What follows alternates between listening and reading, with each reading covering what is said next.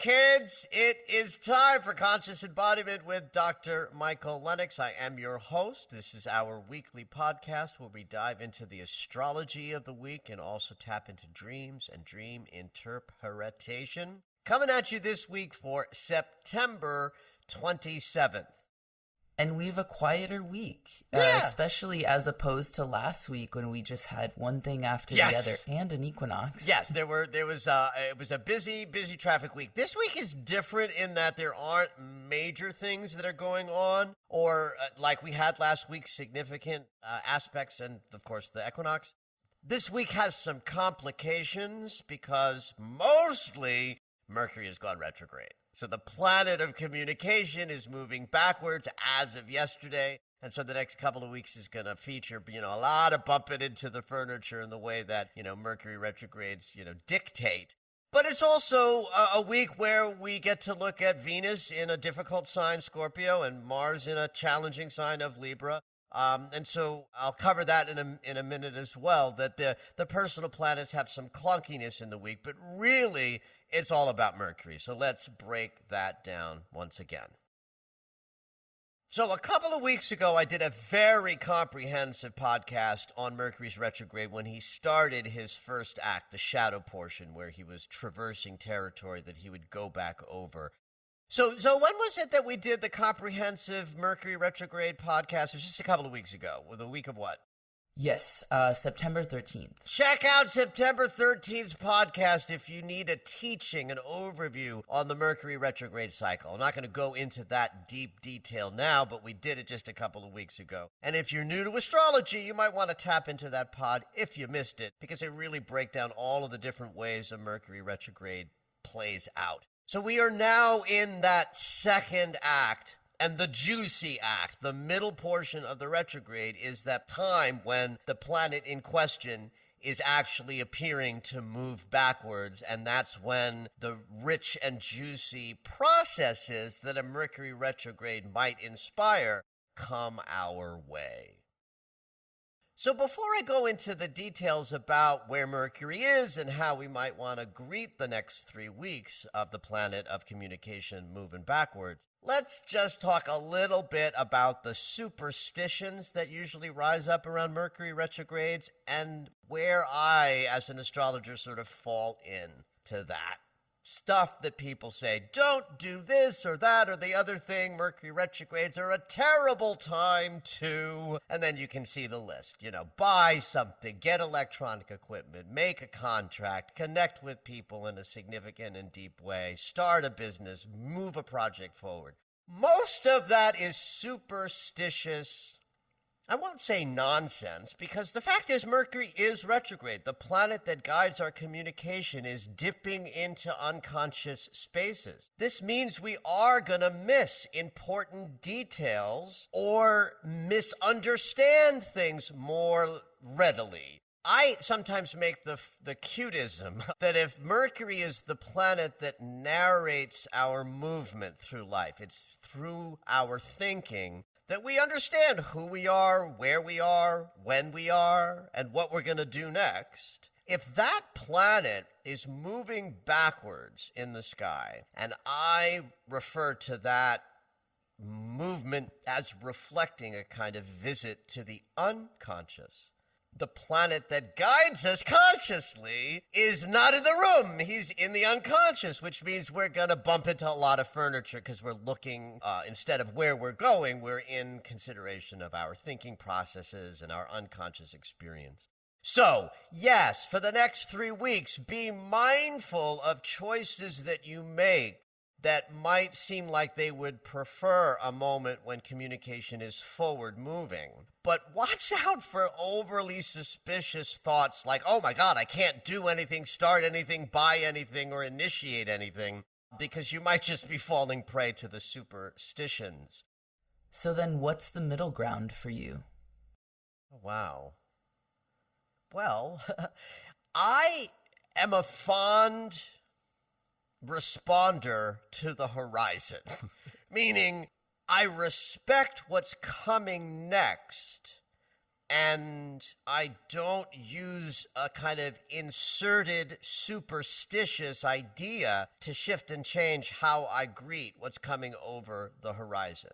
Meaning if something comes across, like if I'm in the middle of a negotiation process and suddenly it seems to be contract time, and that contract time is coming up while Mercury is retrograde, I'm not going to immediately jump in and say, no, we can't sign this contract, Mercury's retrograde. I'm going to respect the horizon more than the superstitious idea to watch out for things you commit to during a retrograde. Got it. Okay. So that you're not sitting there in being led by the superstitious, because that takes you out of organic flow.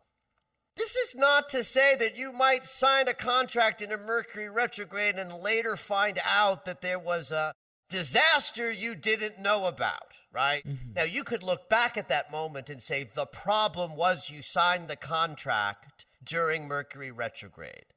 But what if you had waited a week and a half and done it when Mercury was direct? But the problems were still there because the problems weren't from the date you signed the contract. The problems were from the people you signed the contract with. Right. So we want to respect the archetypal interpretation that when the planet of communication, precision, interaction, and negotiation is dipping into the unconscious territory, we want to move a little slower. We want to dot our I's and cross our T's a little bit more. And we might want to ask ourselves when something comes up, does this feel like the right time? Right. In a prayerful way. And I guess that just makes me think about how we're human and we can make mistakes and we can bump into things. And that's what happens. And that's right. That's what happens. If there's something you are to learn in a situation, waiting an extra week or preceding the time of the Mercury's retrograde by jumping the gun an extra week beforehand isn't going to change the lesson or the breakdown or the problem if it's within the natural order of what's coming across the horizon toward you. Mm.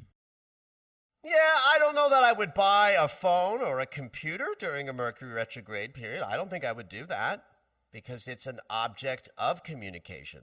But it's not like I live in a body that believes furiously that if I did buy a phone during a Mercury retrograde, that it would break down. That's like saying you can't go swimming after you eat a sandwich because you're going to drown. Right. It's like, yes, if you eat a sandwich, you might cramp up because the blood is flowing to your belly. But like being raised by, New York Jews in the 70s, it was like once you ate lunch at the beach in the summer, you couldn't swim for an hour because if you do, you'll die. It's like if you give a chicken bone to a dog, it will choke. Right. Not really. Might. As like a certain thing. Right, as a certain thing. As law. Exactly. So watch out for the superstitious thinking. For those of you who do know a little bit more about astrology, and this counts, the degree points, Mercury's at 25 degrees of Libra now. He will retrograde back to 10 degrees of Libra and then move forward again as part of his wrap-up in late October and November. If you know your chart and you know how that geometrically taps in, you're going to have a really clear idea of how this Mercury retrograde is going to impact you directly. Also, if you know your chart, the Libra house in your chart will be where all of the action is about the mental and intellectual and communicative processes and challenges you might be in. That's where you can expect the real action. And on the 18th of October, he will turn around and go direct and spend a couple of weeks wrapping up into November. We have a pretty juicy Mercury experience this week. Really, the end of the week and over the weekend is the first appearance of the major triple transits that are part of this particular Mercury retrograde. So these are two transits that we have already moved through, and they are returning for the second time during the backward movement. And of course, these triple transits, because they're triple transits, will show up a third time in the wrap-up period. One of the things that an astrologer always has to do is somehow interpret into the contradictions. So the two major triple transits that Mercury is triggering during this cycle, one is very optimistic, confident, inspiring, and really yummy, and one is really challenging. And because they're both happening at roughly the same time, how this plays out for each individual is going to be different, because some of us will be moving through and feeling the more positive effects of Mercury trining Jupiter. Mercury, our mind, thinking, thoughts, communication. Jupiter, the archetype of expansion, abundance, prosperity, and good fortune. Putting these two together in this open geometry is just like confidence on crack.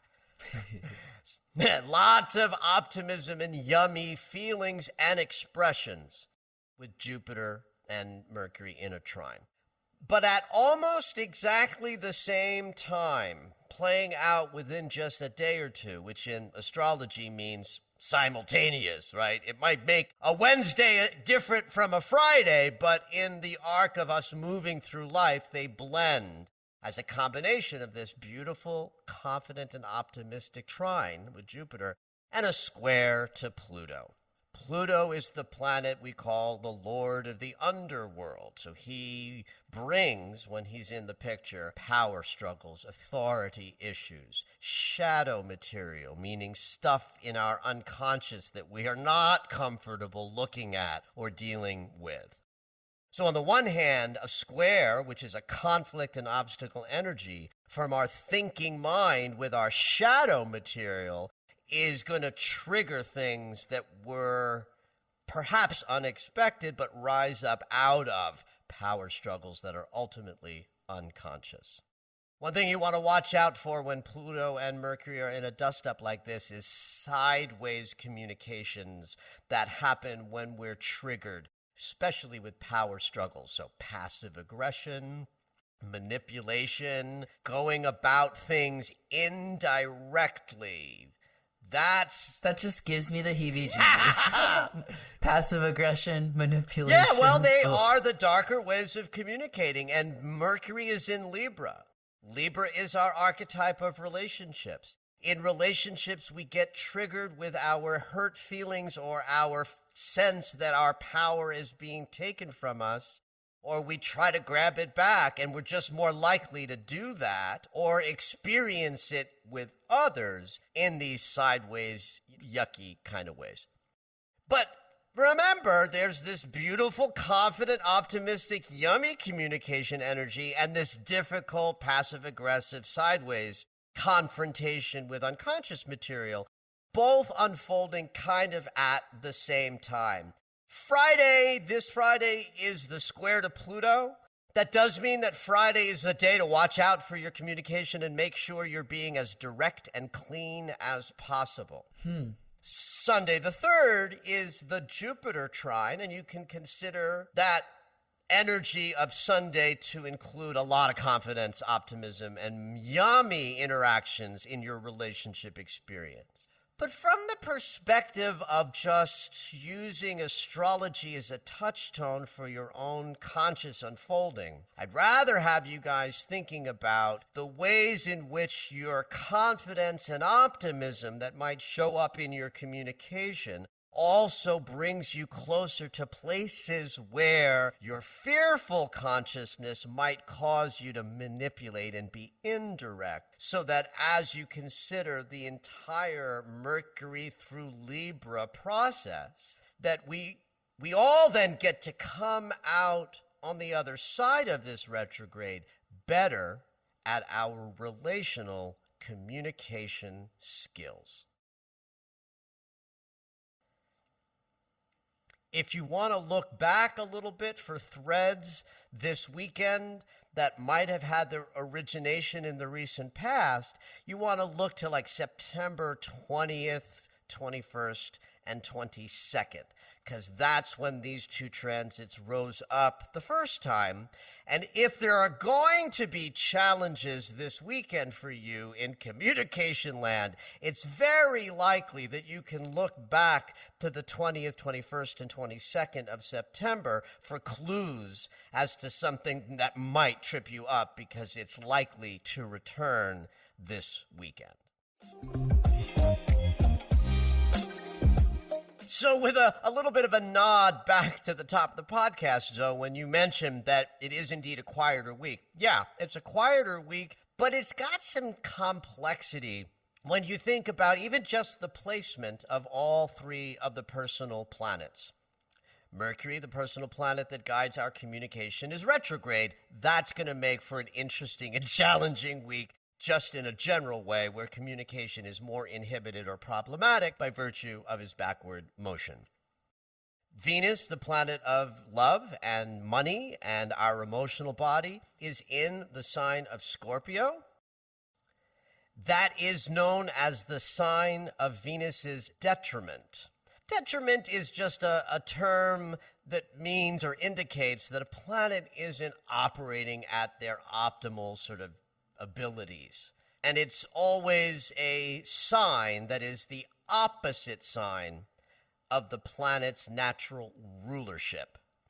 Venus is ruling over Taurus as one of her rulership relationships. Scorpio is the sign that is opposite Taurus. And so when Venus is in territory that opposes the archetype that naturally is ruled by her, then it is said that Venus is in her detriment. So if Venus is about giving and receiving of love, and Scorpio is the archetype where we will kill people off when they hurt our feelings, that's unloving, right? There's an incompatibility or fundamental incompatibility with the planet of love in a sign where there's intense emotional, lugubrious kind of, mechanization. Mars is also in his detriment in Libra, because he's ruled by Aries. Libra is the sign opposite of Aries. Libra, also Venus ruled, is that sign that prefers harmony, balance, and bringing things back to center. And Mars just wants to plow through things in a fiery, aggressive sort of way. So he's in his detriment in this sign. So you've got a week where once Mercury went backwards, now all three of the personal planets are somewhat debilitated this week. It's just going to make for a slightly more complex week based on what your individual complexities tend to look like, right? It's not universally impactful, but individually. Right. I think that's so important. I have to remind myself of this all the time, but your chart matters. Yes. You can't, an astrologer can't just say blanket, this is what you're doing this week, or this is happening to everyone. Because that's absolutely right. True. It's the general weather that we're all experiencing, but one person lives in a place where it's pouring down rain and someone else lives somewhere where it's sprinkling. Additionally, some people love the rain. Some people hate the rain. That sort of applies here as well. So you're absolutely right. It's the natal chart that will tell you what your experience is more likely to be. So let's just sort of wrap up the astrology segment by letting you know that the weekend is kind of juicy. Mercury makes those triple transits that I talked about. Mars and the Sun are still pretty close to each other. Though they're in different signs, that means our conscious awareness and how we are walking through our lives are kind of in alignment. We are more aware of the choices that we are making by virtue of the Sun and Mars being together. But remember, Mars is in a detrimental place. He's not great at making decisions that are requiring him to be fair and balanced and slow and steady. And both the Sun and Mars are going to oppose Chiron this weekend. So if you've got Mercury retrograde hitting 2 triple transits this coming weekend, Mars and the Sun opposing Chiron, which means we're going to be introduced to levels of how choices that we are either currently making or have habitually been making are actually wounded experiences. That's what an opposition to Chiron is going to introduce to the mix. And this is just a setup for a clunkier week than is typical, with an emphasis on this coming weekend to be complex in your personal relationships. And the best way to take this information in is remember the lesson of Mercury in Libra squaring Pluto in Capricorn. You want to always err in the direction of clean communication, direct requests and expressions of feelings. Watch out for manipulation or the desire to get something that you want in a sideways sort of way. Be direct, be clear, and all will be well.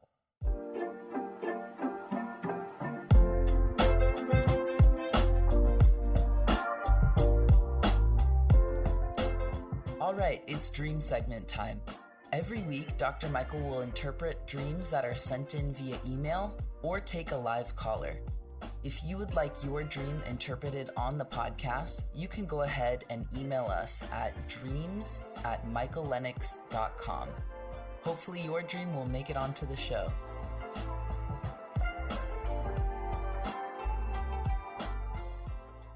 We have a full day of email dreams today. Oh, yay. And I cannot wait for this first one. When I read it, I just started laughing, and I really want to know what's going on here. All righty. Lay it on me. Okay, for our first dream, Ramona says, I'm always dreaming most nights, but this morning I was struck by the oddity of seeing big bears, like grizzlies, surfing with their bodies in a tumultuous ocean surf. There were people in the water too.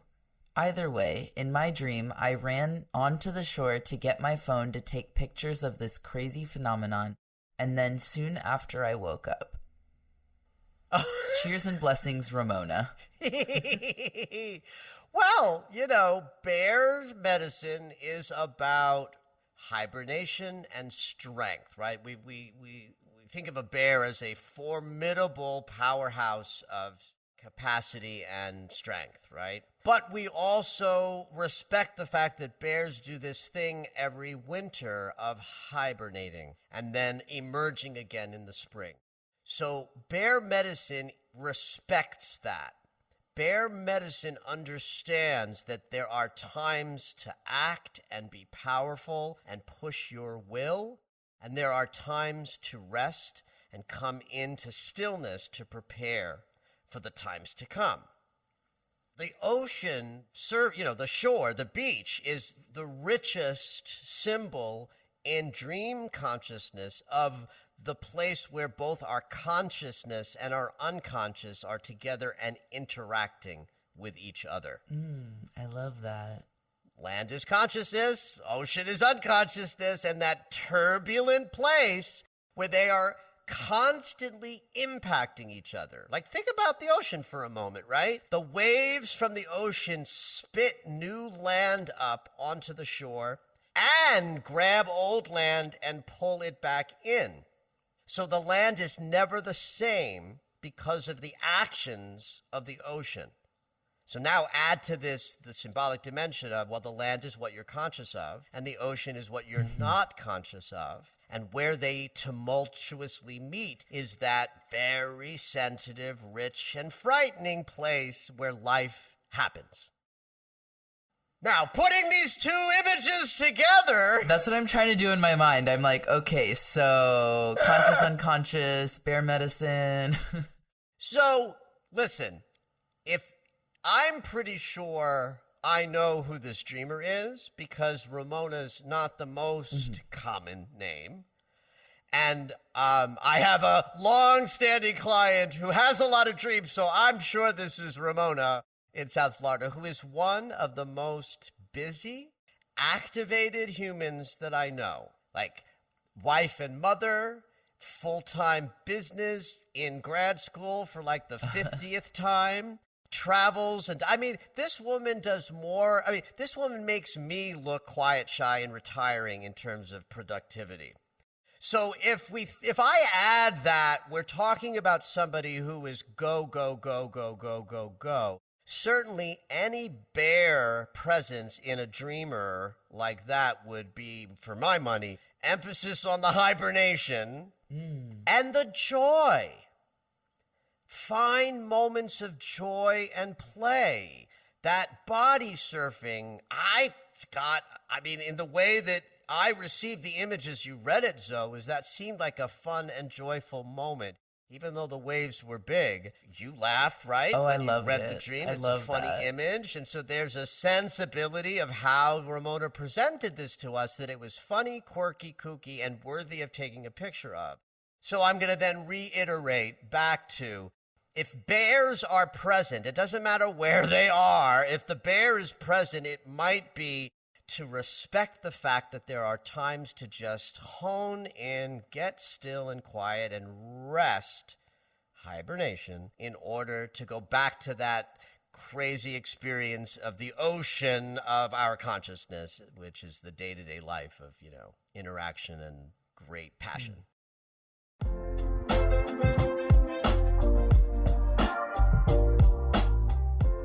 All right, next we have this dream from Connie. I guess she's come to the dream circle before. Oh, cool. Because she says, here's a dream that I haven't shared in a dream circle yet. Cool. I was with Therese, one of my good friends, in a hotel room or suite. She said to me that she doesn't know where to put the dirty laundry, as we don't have a yellow room. She said she saw in someone else's room that they had a yellow room to put the dirty laundry. So I said to her, well, we have 2 bathrooms here in our suite. Maybe we're supposed to put the dirty laundry in the second bathroom. So we walk over to the second bathroom. Therese was in front of me, and she opened the door and looked into the room. I asked her, is this nicer? Therese is much taller than me, and I couldn't see anything but her back. And she said, oh yes, this is really nice. But when I finally could see something, I saw that it opened up to the left into a big group shower room, like you might find in a spa or sauna. And there were several women showering naked when I saw, looking to the right, that there was a glass window with a bunch of men watching through the glass how the women were taking showers. I turned to Therese and said, I'm not going to shower in here. I don't feel comfortable. So we turned around, but now we were not in our hotel suite anymore. It seemed to be in the hallway somewhere, and we both were wearing white hotel bathrobes all of a sudden. Then I woke up. It would be interesting to hear what this was all about. Also because it started with wanting a place for dirty laundry, but then ended up with me saying I am not taking a shower in that room, when in the beginning of the dream it wasn't about taking a shower at all. Connie. What did she say at the very end? Read that part again. It started with wanting a place for dirty laundry, but then it ended with me saying I'm not taking a shower in that room, when in the beginning of the dream it wasn't about taking a shower at all. Yeah, I understand, but cleaning your laundry and cleaning your body are not that distinct, especially in symbolic land, right? So let's just sort of break this down from the tippity top, from the fact that we're in a hotel room, which means that we're in some consideration of a transition, right? Homes are always a reflection of self. So if you dream about a house or an apartment or a bungalow or a cabin in the woods, you're having a consideration of who you are. But a hotel is also a home. It's just a transitory home, a temporary home. So if a dream takes place in a hotel, I'm inclined to say, all right, the psyche is in consideration of who they are, but not who they are as a personality in the world. That would be a dream of a house. So a dream of a hotel is who am I from the perspective of what am I working on right now? A lot of my followers and clients and students are people who understand being on a conscious path and doing various, moments of work on who you are. A hotel dream says that that's what's going on, because you're going to check in, and when you check out, you're going to be a little different, ostensibly. So the fact that we start with a need to clean laundry means that the dream is also about recognizing that there are things we want to be free of or let go of or slough off. You could think of cleaning dirty laundry as clearing out mistakes we've made or regrets we have or the little shames we moved through in the recent past. That would be symbolically expressed by the dirty laundry, and then the need to clean it is a desire to have that cleanliness occur. But they can't in this dream because they don't have a yellow room. So when I get a color in a dream, I go to the color spectrum and the chakras of the body.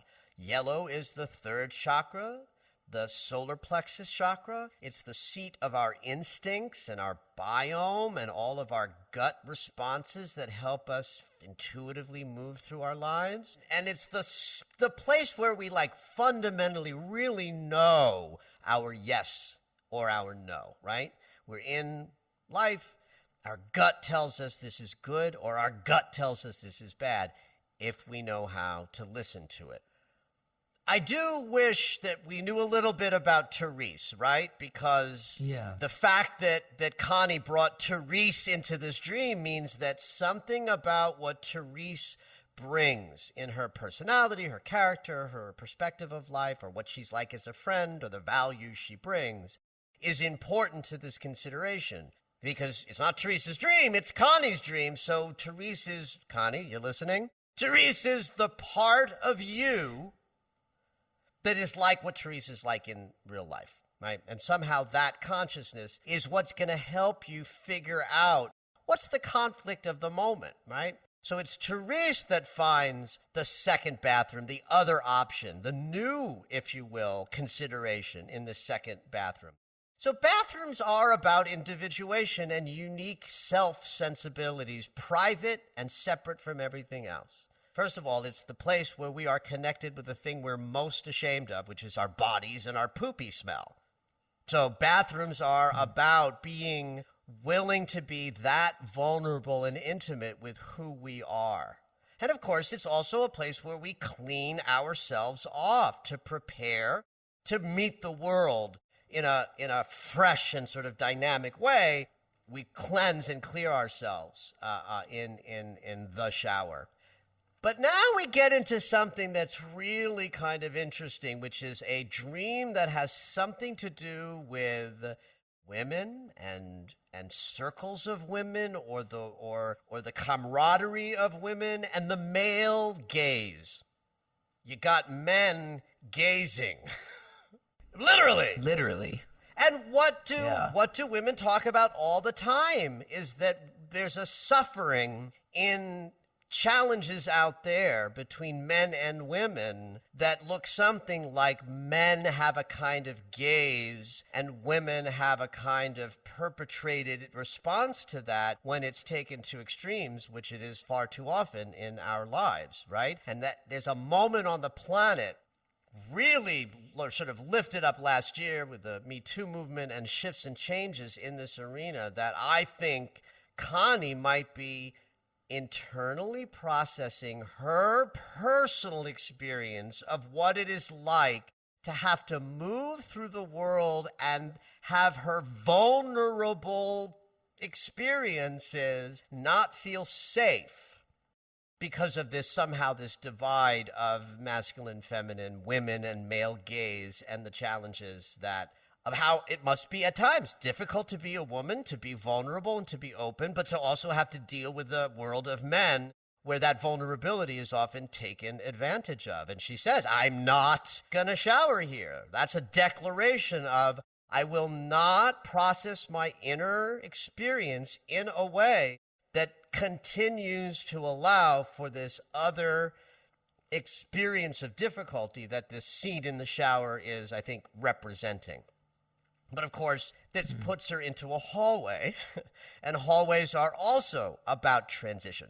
So the dream ultimately asks more questions than it answers because it puts Connie the dreamer in a hallway that represents we're in between consciousness. We're not anywhere, we're in between. So we've got to learn, what choice to make, what door to open to get out of the hallway kind of thing. And wearing white hotel bathrobes, there's something lovely about the white color of sort of purity and spiritual consciousness and ritual consciousness, but it's also temporary. It's a bathrobe. It's not a real outfit yet.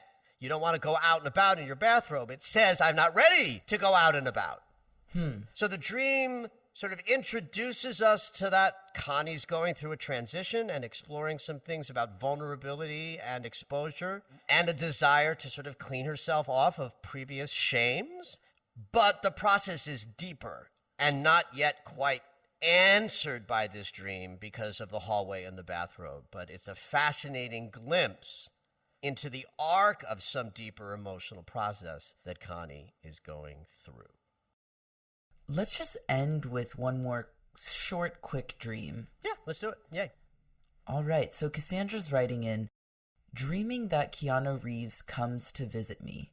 Evidently, my parents had arranged for us to be married when I was very young, in my 20s. I didn't go through with it. Aww. I looked at him and thought my life could have been completely different. I asked him if we actually got married. He said no, don't you remember? But I don't know what else he said. The memories of that time were blurry, and that's why I asked him. I woke up. Oh. Oh, this is adorable. Well, listen, Keanu Reeves is an interesting fellow in the zeitgeist of famous people because he walks a very different path than what is typical of people who are visible and famous in the world, right? He is private. He doesn't capitulate to other people's demand that he be an open book.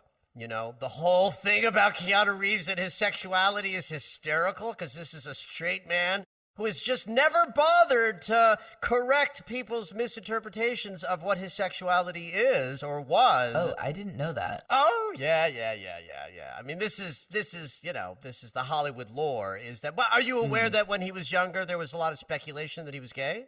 No, I think maybe because your generation, you wouldn't be aware of this. When we were younger, it was thought he was gay because, maybe there was a rumor that got thrown about one moment, and he just never denied it because he just didn't give a fuck. This is Keanu Reeves, right? So he's powerful, famous, creative, and works. And yet he's an outlier completely. He's a rebel. He doesn't do what is expected of him, and yet he still does what he desires. So I think looking at, I almost married Keanu Reeves when I was younger, and now I'm thinking about how different my life would have been, is a dream that says, how would my life have been different, and hint, hint, hint, how will it be different in the future, if I just did what I wanted without being so concerned with what other people think. That's what I think this dream's about.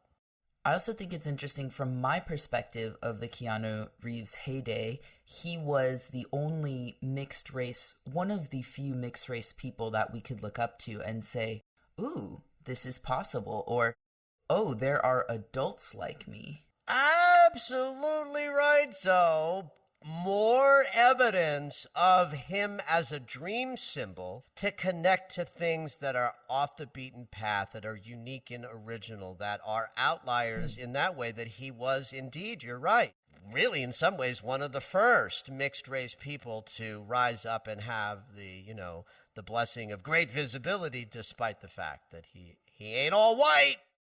I love, by the way, the perspectives, though, that, you and I are decades and decades apart. And so Keanu Reeves lives in my sort of perspective differently than yours. So thank you for bringing that piece in. And who's the dreamer? What's the dreamer? Cassandra.